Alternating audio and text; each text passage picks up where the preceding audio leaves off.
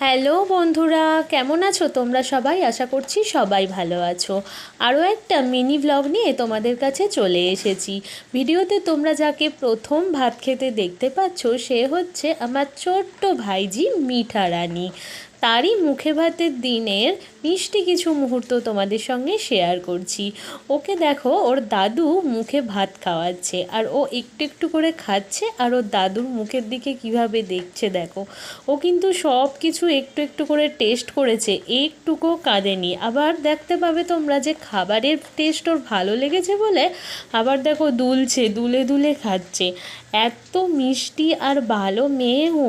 ওই দিন অত গরম ছিল, গরমের মধ্যে ওকে দেখো মালা মুকুট এইসব হাবি জাবি পরানো হয়েছিল, তাও কিন্তু ও একটুকুও কাঁদেনি।